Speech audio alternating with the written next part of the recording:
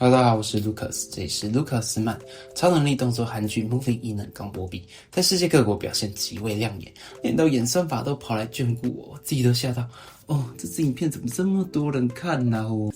不过我个人认为这次剧集能够如此成功，编剧姜草绝对是功不可没。那你知道这位编剧除了是原著漫画作家，还是韩国顶尖漫画大师吗？你知道在他的作品当中，有的是赚人热泪的纯情小品，有的却是惊悚、悬疑、动作、推理的神作吗？我甚至也是后知后觉查了才发现，原来他有超多作品都被影视化，而且他更在韩国漫画史上占有一席之地。今天就要来带你了解韩国顶尖漫画大师之一的姜草。姜草1974年出生于首尔，特别是城东区城内洞。在姜草小时候他父亲经常买漫画书回家，所以他也开始喜欢看漫画。但随着年龄的增长，他渐渐失去了兴趣。大学时他念了韩文系，有一次偶然在学校看到了知名漫画评论家朴在东在韩民族日报上的漫评，让他深受启发，更立志未来要成为漫画家。因此据说当时他为了描绘跟他们大学教授有关的学术腐败问题，还画了大字报和斗争漫画，甚至画这个漫画激动到流了鼻血。在这我们也可以感受到一点，其实未来他作品中会带有一点政治倾向还有议题性的蛛丝马迹。总之在他开始画漫画之后，他也创建了一个漫画社团，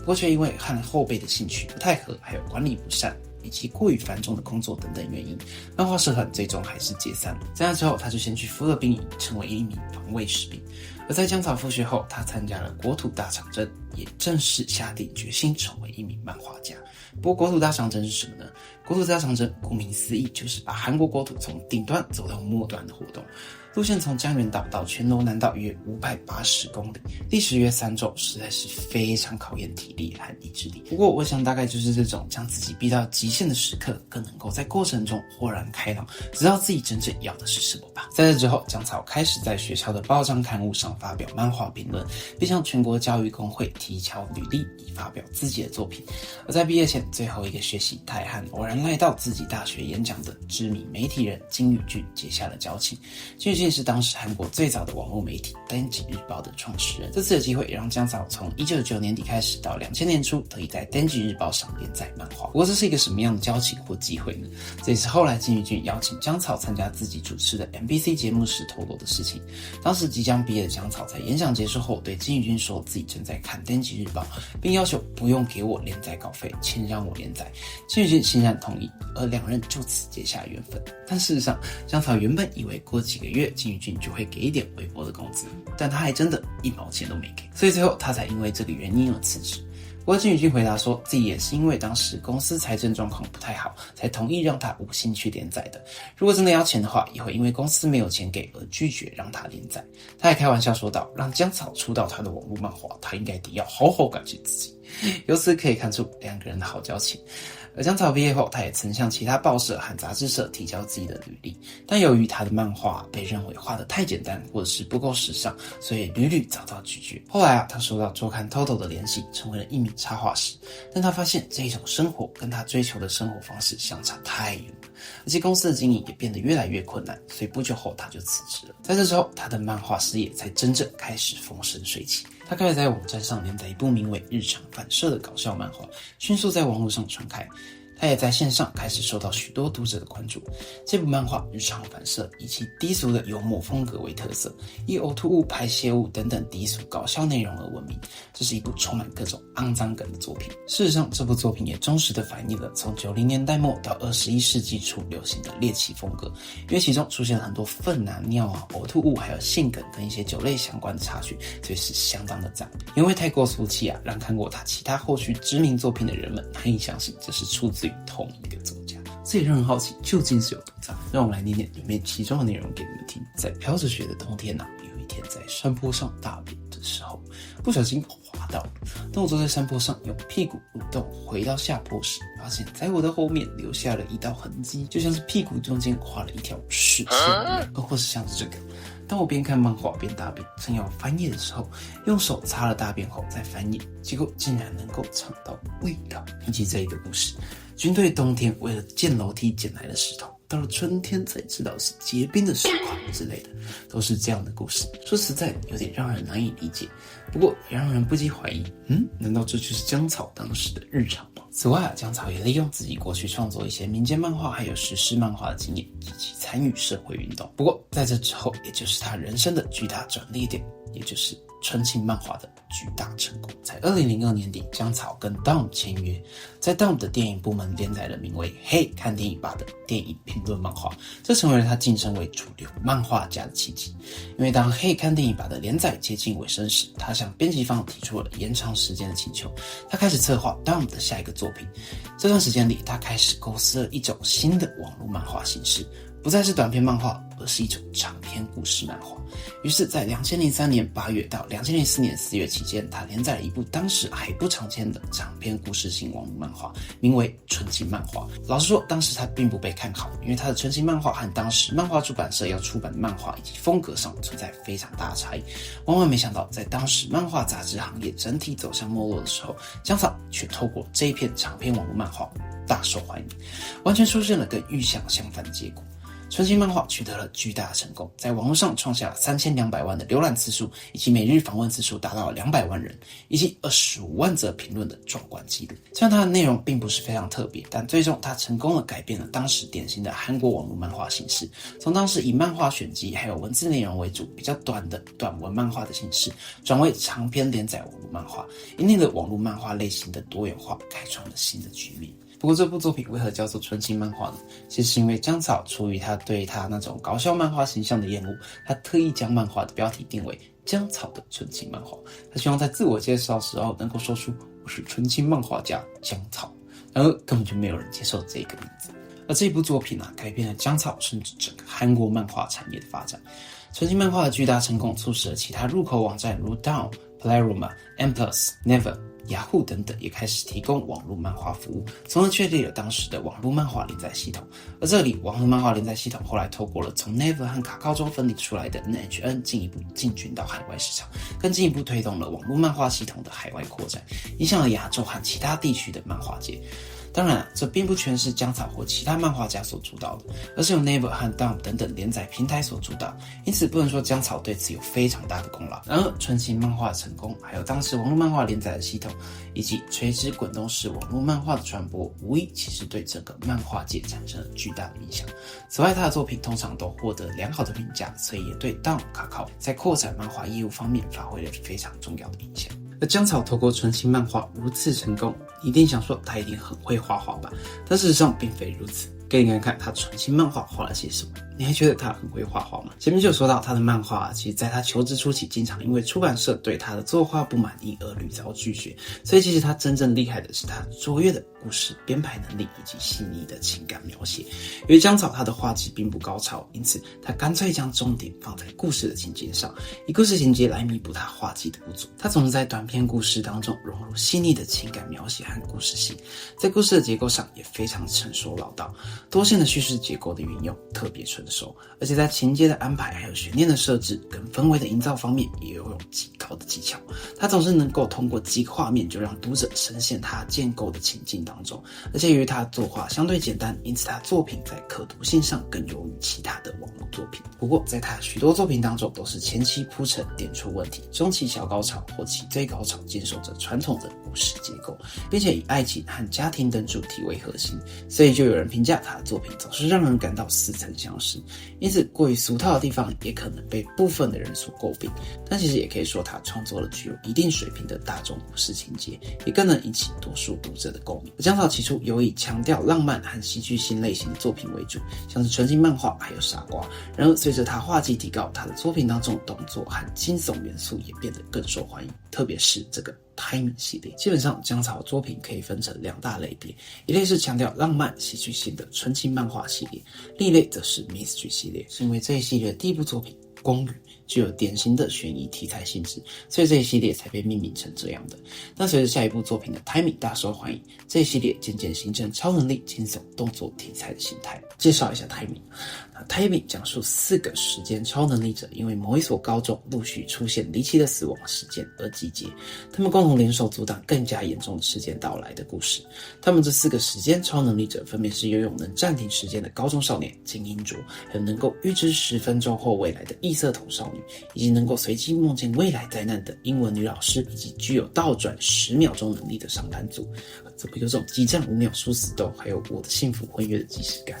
而除了名为 Timer 的超能力者之外，另外也有音使者和鬼神出场，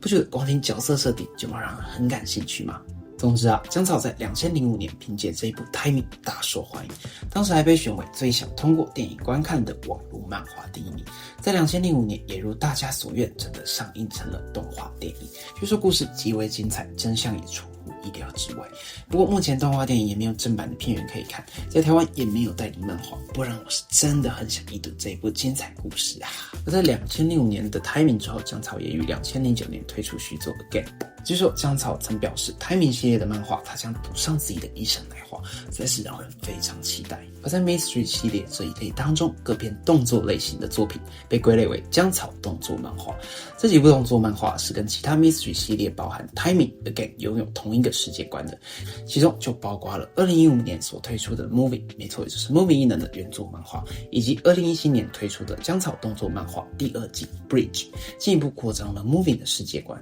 还有原定于2019年连载的姜草动作漫画第3季 Hidden。 虽然姜草太忙根本就还没有画，不过值得一提的是，姜草他的大多数作品都是完结于30集，无论是强调浪漫的纯情漫画系列，还是动作惊悚类型的 Mystery 系列，都共同具有在短篇故事之间展开高密度戏剧性故事的特点，因此这也让他可以免于现今长期连载漫画的典型缺点，因为长期连载而导致完成度下降的问题。当然他创作不仅是如此，在 Mystery 系列作品他更建构了他自己的姜草宇宙。相信你也看到了，在 Moving 异能韩剧当中出现了拥有时间暂停能力的开外挂角色金英卓，也就是 Timing 的主角之一。他在 Moving 当中就是被老师崔日焕评为保留就转学了，而他也在2009年的 Timing 续作 Again 作为配角出现。而在 Moving 的续作 Bridge 当中，Timing 的主角们也都有出场，所以实际上在 Bridge 里头你可以看到不少 Timing 的角色。而刚刚提到的姜草动作漫画第3部故事 Hidden， 因为姜草参与了 Moving 电视剧的制作，而且还要亲自写电视剧剧本，所以直到现在也都没有连载。新 Mystery 系列啊，从最开始的公寓到现在最后出的 Bridge， 虽然使用了各种不同主题，如鬼魂啊、阴间使者、超能力、间谍等等，但从整体上来看，他们其实都连接到一个宏大的世界观当中。就像 Timing 到 Again 还有 Moving 到 Hidden 这些作品拥有相同的时空，角色间也互相连接在一起，也确实让人十分期待这之中会碰撞出什么样的火花。那接下来就让我们依照时间顺序来分别看看姜草这2大系列的作品。在2003年纯情漫画后，随着时间推移，姜草逐渐转向绘制更加严肃的故事，并且轮流创作纯情漫画系列和 Mystery 系列。2004年创作的傻瓜是纯情系列的第2部，这个故事以残疾为题材，讲述一个有关等待的故事。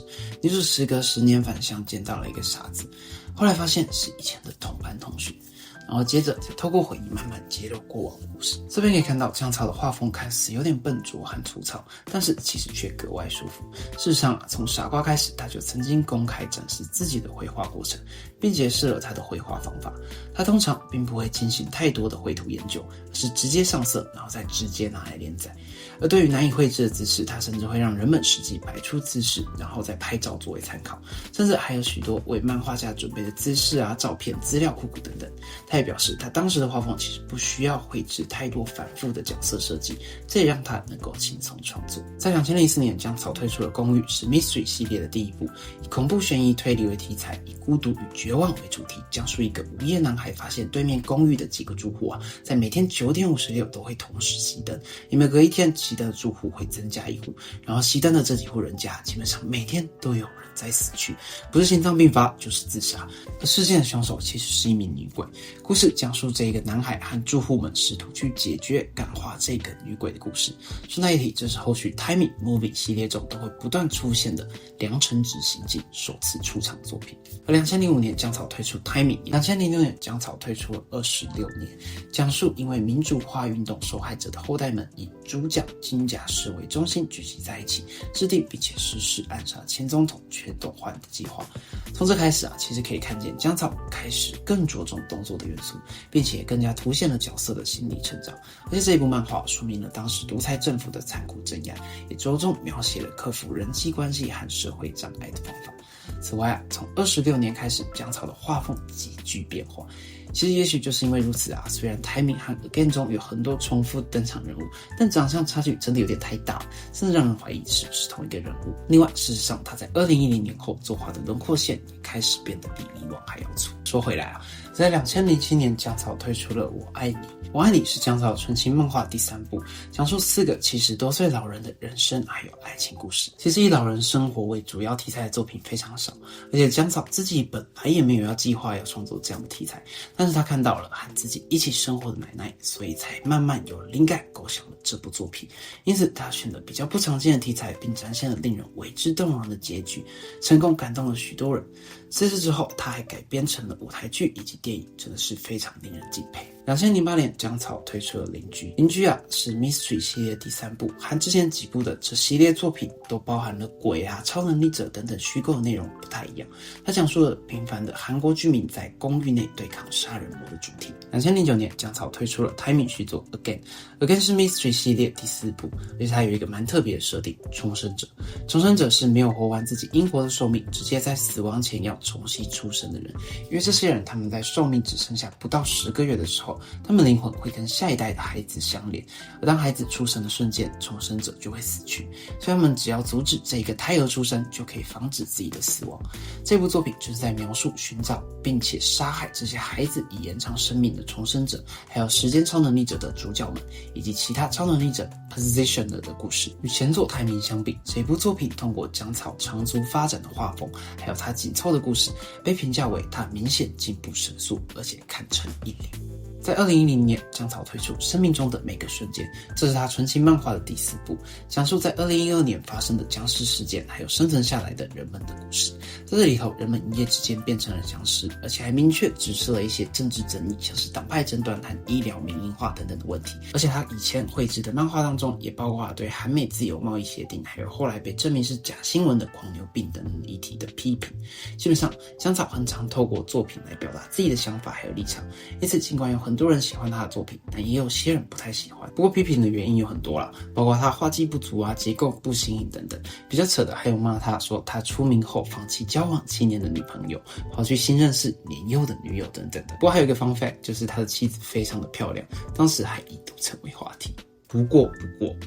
真正批评的主要原因仍然是他画的那些带有政治色彩的作品比较具有争议性一点。而在2011年，姜草推出了《照明商店》，是 Mystery 系列的第5部。前半部竟然讲述了各个不同人物的故事，后面才揭露原来是因为一场交通意外造成每个人都有着不一样的结局。《照明商店》其实整部漫画充满着悬疑、恐怖、温馨和感动，对人性还有爱都有着深刻的思考。与他以前的作品不太一样，连载到第15集的时候才开始揭露一些情节，还有解释一些伏笔。因此评论栏里其实当时充斥着情节发展太慢了，让人感到失望，或者是不要草率判断啦，再等等吧，这种像两极的观点，当时一度引发激烈的讨论。顺带一提网络上最多人们呼声最高的姜草神作就是这一部的，所以大家可以参考一下。2013年，姜草推出了《魔女》，是他纯情漫画的第5部，讲述男主角爱上了有着只要被表白就会害对方死亡的诅咒的魔女，而男主角也开始找寻到破解这个方法的故事。在2015年，姜草推出了 Moving，2017 年推出了 Bridge，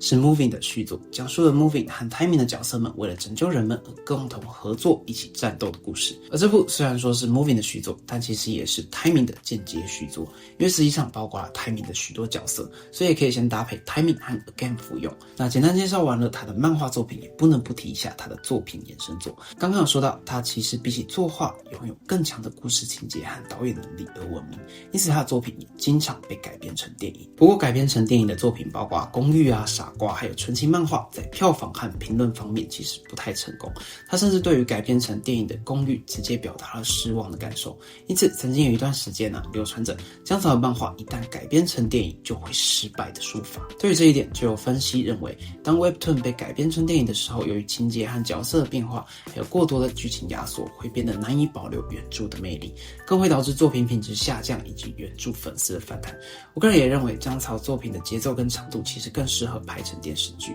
不过幸好在后续几部电影的成功之后，就大大打脸了他的漫画改编成电影就会失败的这个说法了。举例来说，2011年上映的《我爱你》获得了高度的评价，姜草本人也对这部电影表示了高度肯定。就算这部电影其实当时只以1亿韩元制作，但由于口碑真的太好，吸引了全国165万观众观看，取得了相当大的成功。我爱你这部作品很值得一看，讲述了住在同个村子里的2对年迈男女的爱情故事。高龄演员们真情流露，互飙演技，让人深深感受到爱还有生命的温暖跟残酷。而当时由于除了我爱你之外没有其他成功的电影改编作品，姜草也开始尝试将自己不曾在网络漫画中发表的剧本直接改编成电影，像是纯情类漫画《痛症》。痛症的电影剧本由姜草本人撰写，剧情讲述对疼痛没有感觉的男子以及患有血友病对伤口极其敏感的女子之间，从见面一开始剑拔弩张的对立，到互相产生好感，逐渐相爱的浪漫过程，最终吸引了全国70万的观众，表现还算是不错。更值得一提的其实是后面这2部作品。在痛症之后，2012年上映的由姜草原作漫画《邻居》所改编的电影《恶灵拼图》大获成功。恶灵拼图讲述在一个社区当中发生了连环杀人案，因此社区居民开始恐慌，开始互相怀疑，而凶手发现了另一名女孩与之前杀害的女孩长相极为相似，所以开始计划要杀掉她，但同时也陷入了一些内心的困惑跟矛盾。而为了阻止少女被杀，居民也开始跟凶手展开对决。这部电影在上映的第1周就吸引了全国130万观众，取得了相当大的成功。而它厉害的点在于它其实被分类为限制级，但就算这样，它跟其他预算更高、票房更大的电影竞争，仍然连续1周稳坐票房冠军，甚至超越了《我爱你》，总共创下了全国244万人次的票房，实在是非常值得一看。而且其实这还是马东石作为演员正式声名大噪的作品。而接下来这部电影创下了姜草原创漫画作品改编电影当中最大的成功，26年。26年尽管是最难以制作的，却吸引了295万观众观看，并赚取了不少收益。26年讲述1980年5月光州事件中3个受害者家属联合起来刺杀当时下令对平民大屠杀的罪魁祸首。不过为什么说它难以制作呢？因为它制作过程不断的卡关。在2008年影片开拍前的10天，由于争议性的政治敏感内容，投资者退出了投资，影片制作也被迫停止。传言是说这是因为当时保守党政府的施压，而在拍摄停止4年后多亏了15000人在网络上筹措了7亿韩元，以及歌手李承焕和电视主持人金基栋加入了投资。影片最终才于2012年7月19日在新演员和新导演的组合下才终于开拍，也在当年11月得以上映，实在是一波三折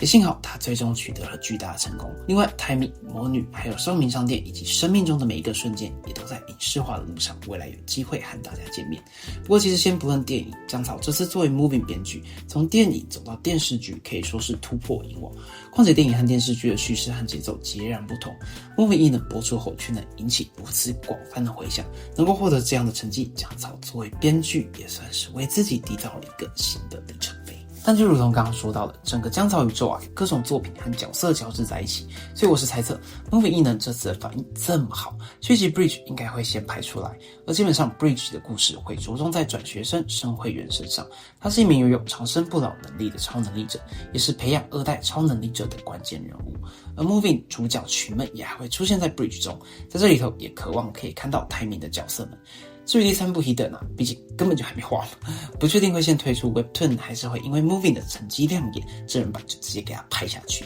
况且因为 Moving 异能剧版中有许多角色都是原作里面没有的。姜草受访的时候也表示了，法兰克是 Hidden 漫画中将会登场的人物，而且全集道也还会继续登场，所以确实有直接推出 Hidden 剧版的可能性，